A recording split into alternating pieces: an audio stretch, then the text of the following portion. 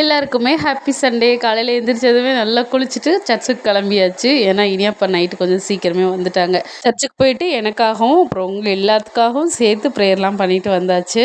இங்கே நல்ல பயங்கரமான மழை பெஞ்சிக்கிட்டு இருக்கு. அதனால அந்த இரைச்சல் சவுண்டு கூட உடால கேட்கலாம். சரி, நம்ம குட்டி ஸ்டோரியை கண்டினியூ பண்ணுவோமா? அதுக்கு முன்னாடி எல்லாரும் ஹாய் சொல்லிடணும், சரியா? 5வது மாதம் எனக்கு நாத்தனார் வளையல் போட்டாங்களா இல்லையான்னு சொல்லியிருந்தேன்ல. போடலை 5வது மாதம். ஏன்னா அவங்க அங்கே இருந்தாங்களா, அத்தைக்கிட்ட வந்துட்டு சொல்லி விட்டுருந்தாங்க. என்னோட சார்பில் வந்துட்டு பழம்லாம் வாங்கி கொடுத்துட்டு பூவெல்லாம் வாங்கி கொடுத்து வளையல் போட்டு விட்டுட்டு வாமான்னு சொல்லிட்டு, அதே மாதிரி அத்தையும் எனக்கு வாங்கி போட்டு விட்டுட்டு அவங்களும் ஊருக்கு கிளம்பிட்டாங்க. போகும்போதே வந்துட்டு நான் கூட்டிகிட்டு போகிறேன்ப்பா அப்படின்னு சொல்லி கேட்டிருந்தாங்க இனியாப்பா கிட்ட. இனியாப்பா சொல்லிட்டாரு, இல்லை இல்லை இப்போலாம் அனுப்ப முடியாது, வளகாப்பு எப்போ போடலான்னு சொல்லி அனுப்புங்க, அப்போ கூட்டிகிட்டு வந்துடுறேன் அப்படின்னு சொல்லிட்டு. அதே மாதிரி நான் 9 மாதம் வரைக்கும் இங்கே தான் இருந்தேன்.